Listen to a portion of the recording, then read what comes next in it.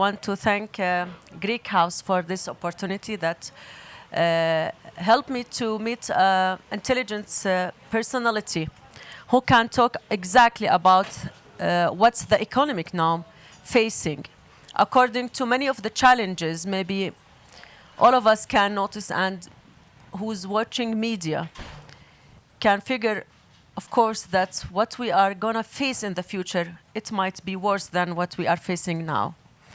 The nice thing about Davos this year that they are really honest about some of numbers and about the expectation. Tonight's one of the reports will show exactly where is the economy is going to go. Let me please welcome to the Minister of the Investment and Development, Mr. Adonis Georgiadis. Welcome. Thank you very much for the invitation. Okay. As a business presenter, I met a lot of experts from all over the world. So the last 2 years, since 2020, the pandemic, we've been talking about how the pandemic will influence the economy and how the growth of the economy will slow down. IMF was like, they have their own reports that maybe they update it not once a year, maybe each month, because of the things that it was uncertainty around the world. But what make Greece facing a lot of challenges is not only the pandemic.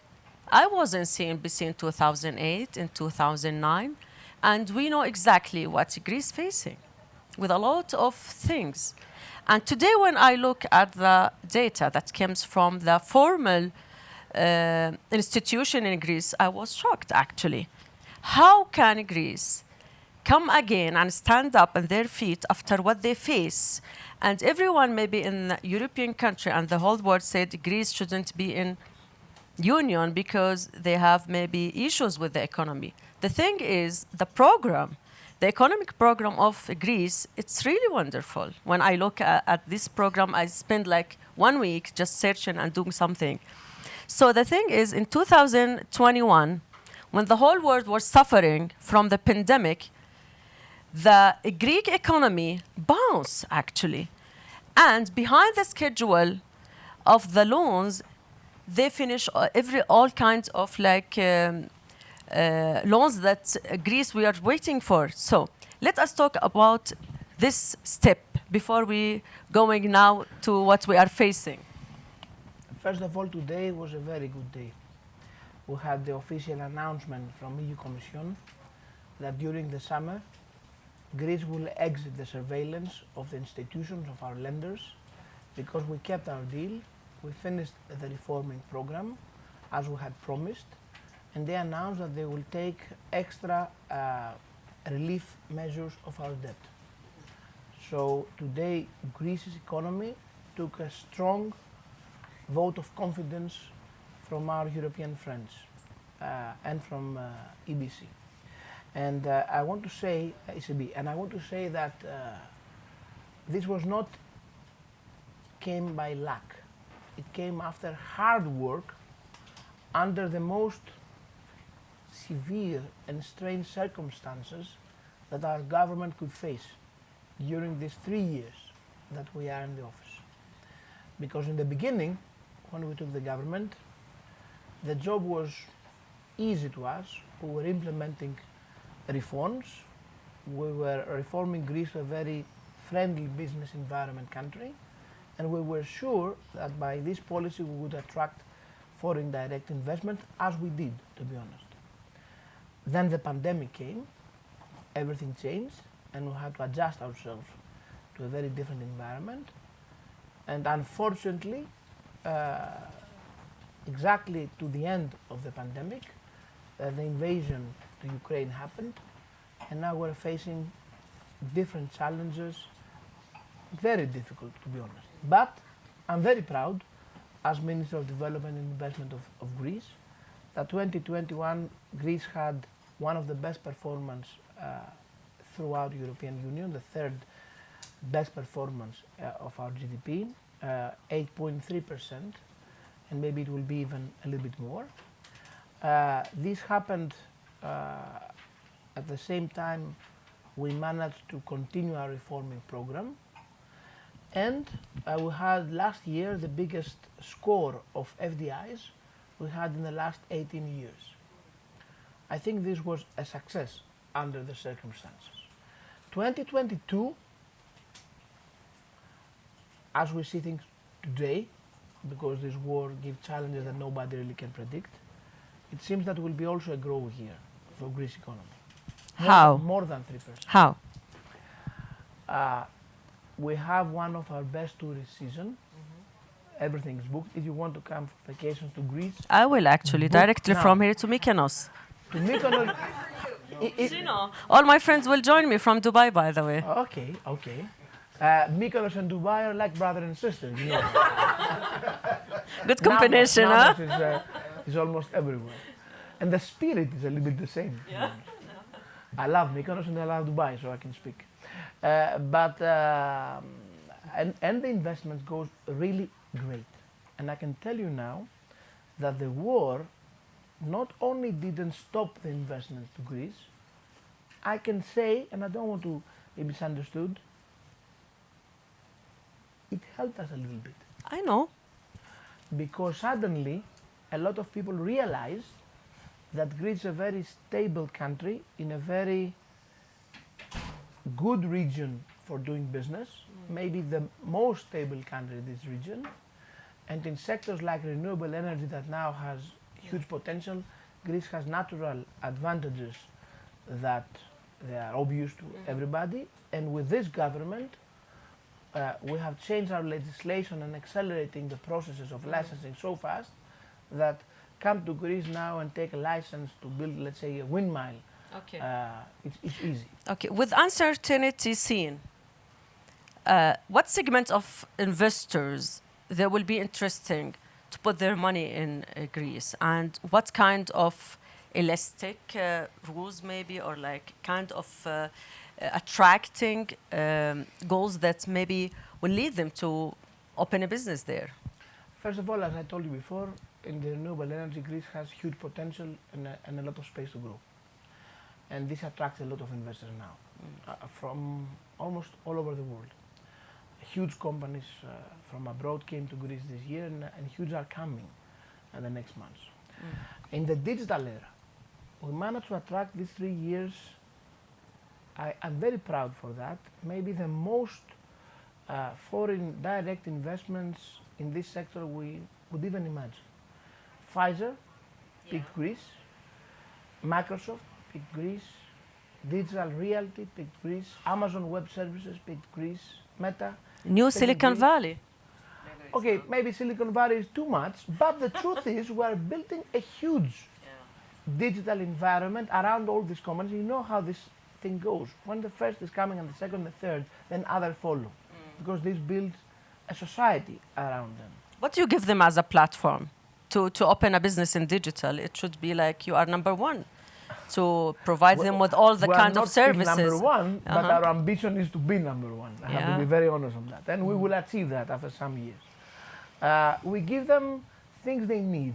First of all, we give them stability. For this business is very crucial. We give them people with high skills. This is also very crucial to this business. They can So what about the education output in Greece? We have a lot of people with high skills in digital era. Before, during the crisis, most of them traveling abroad and find jobs abroad. This was the brain gain phenomenon we had. Any of the audience have kids study like computer science or something? My kid is studying computer science. So I stole this information from your wife. So he's ready to open a new project maybe in Greece. In the future, I think he will do. He will surprise me, I'm sure. So you should look for a foundation for this kind of business for him. We so think, in the future. no, we think in this field, Greece has huge potential, and the government, day one, this was our Prime Minister's view and dream a lot, and this is the reason he gave us a lot of authority with my colleague here, Christos Dimas, in the ministry to build the society of digital technology and attract FDIs in this field. Okay. And it seems it's working. Okay. And we're in the start. We have a lot of things to do in front.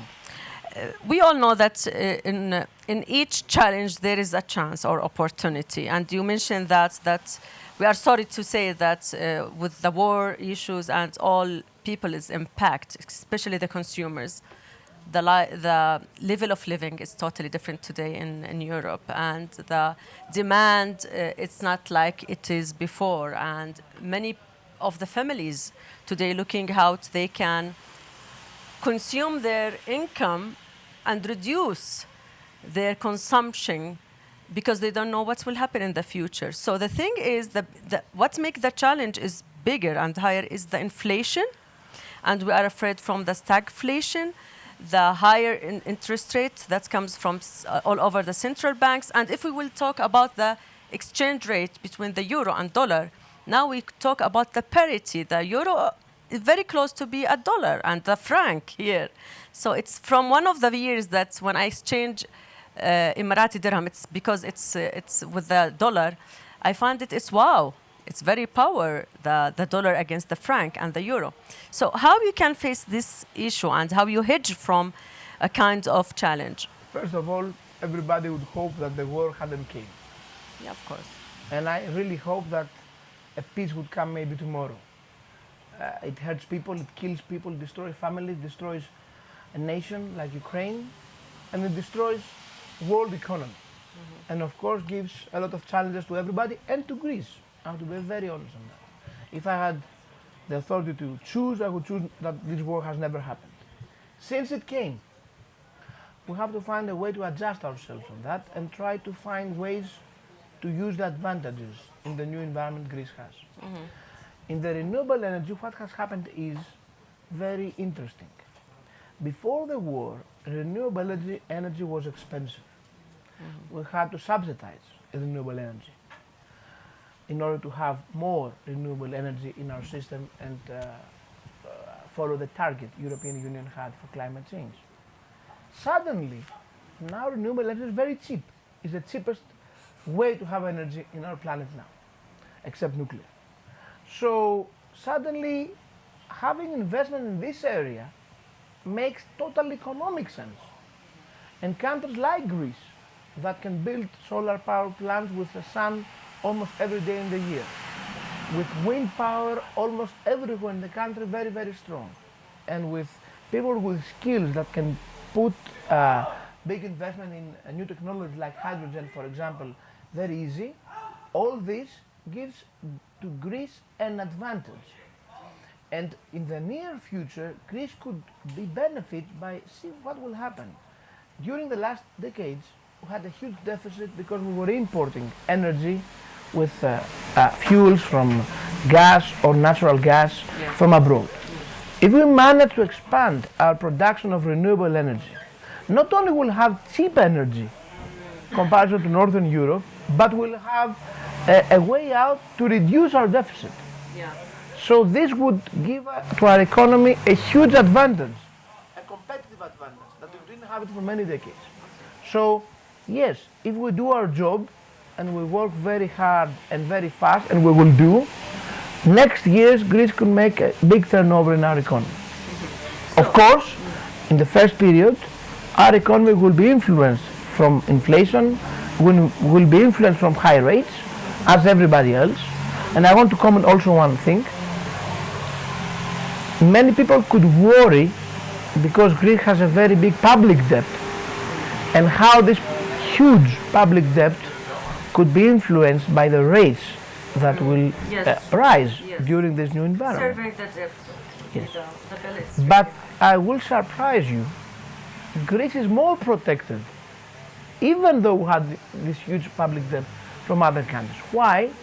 Our public debt is owned to institutions, not to the markets, by 90%, and the rates are blocked for the next 15 years. So the annual money we really need to sustain our debt is very, very low. And the people in our Ministry of Finance, who are very capable, had seen the forecast of the war, and they have already borrowed a lot of money in front with low rate. So our debt is cause no fear at all for our public finance. as long as we still govern with logic and rationalism. Okay. Let's go with the last achievement that you make it in the region, actually, in the GCC countries, I mean Gulf countries, Saudi Arabia and UAE. You know, the budget of these countries was suffering from the pandemic and the low price of oil. Now with the $100 of the barrel, they can go 114 yeah, today. I know. Let me talk about at least if there is any shortage will come in it. So, why you believe that in the last tour that you make it there, that the opportunities will come from these kind of partners? First of all, I'm very honored and happy to participate these years to all the missions we had, even with our Prime Minister and alone, to the Kingdom of Saudi Arabia and to UAE. Both countries are strategic partners of Greece. Our relations with them are not good, they are really strong, solid and dependent in a very strong basis. In order to accelerate this good relationship, we decided day one that we have to accelerate our economic ties. And yes, these 3 years we welcomed a lot of investments from the Saudi Arabia Kingdom and from UAE. Recently we were with our Prime Minister in Abu Dhabi and we signed a very important deal with our Greek Development Bank for investment from ADQ for 4 billion. And we renewed all our agreements to industrial policies, commerce, agriculture, and we found ways to accelerate all the process of investment from UAE to Greece. The same thing now is happening with Saudi Arabia. The kingdom is organizing a huge business mission that will be in Athens on the 31st of May. This is their response to our mission we had on March. A lot of deals between private companies from Saudi Arabia and from Greece has already happened and are happening. They are on process. And a lot of deals between the governments had already been signed. So the potential of business opportunities from these countries to Greece are really very, very big. Are you able to open the questions from the audience? Of course. Okay. Anyone would like to ask the minister anything about how to invest in Greece? Please.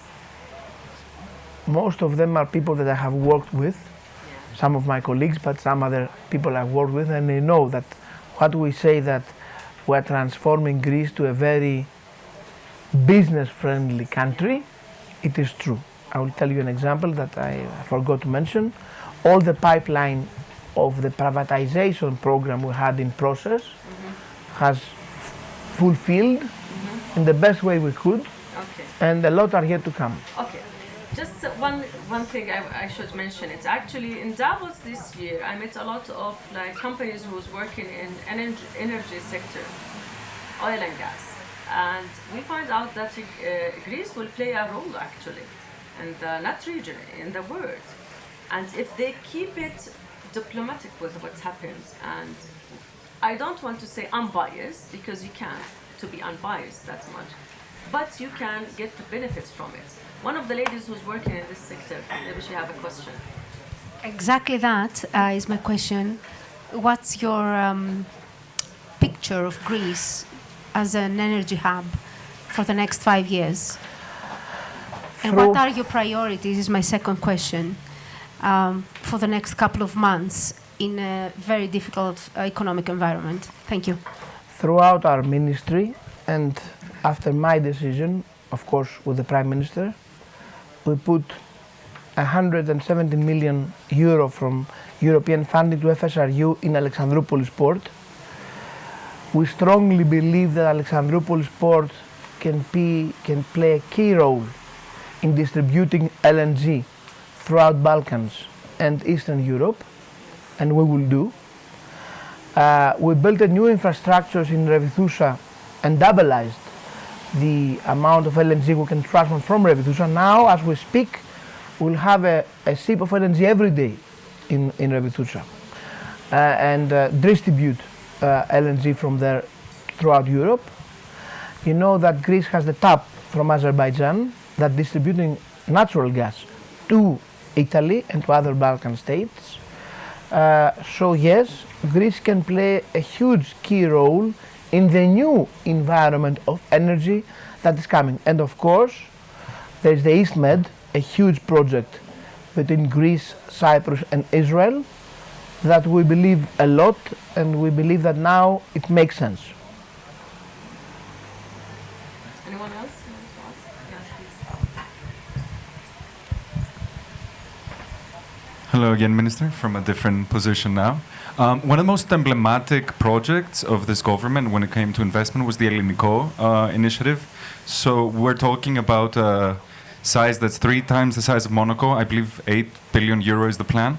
And it's one of the sort of emblematic plans that the government had announced. I was wondering if, I think it's a good opportunity to give you a chance to talk a little bit about the investment and how it's been going since this current government took over. In order to show to international business community how much we meant business when we came to the government, and we wanted to honor the mandate of the Greek people that gave us the mandate to change Greece, I had the honor to take from the Prime Minister the responsibility of unblocking 2 huge investments.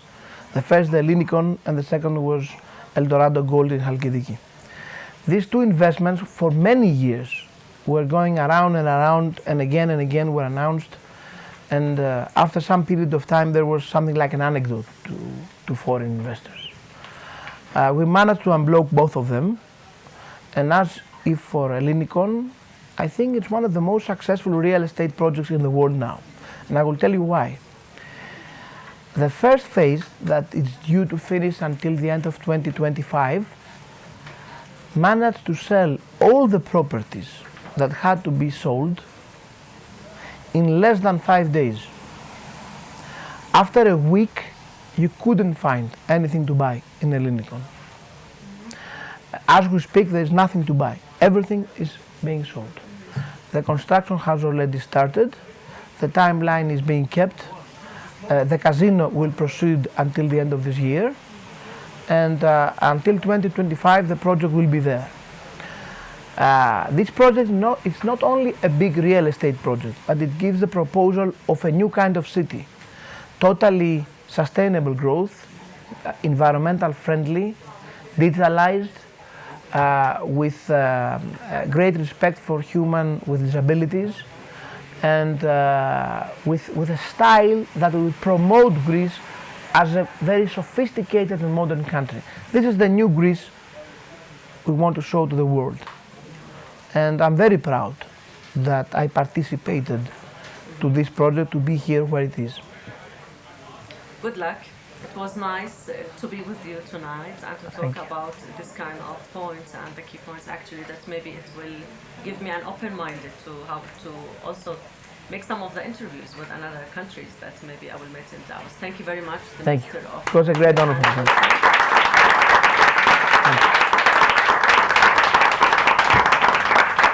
Mr. Adonis Georgiadis. You learned it and you said very well. You pronounced it fantastic.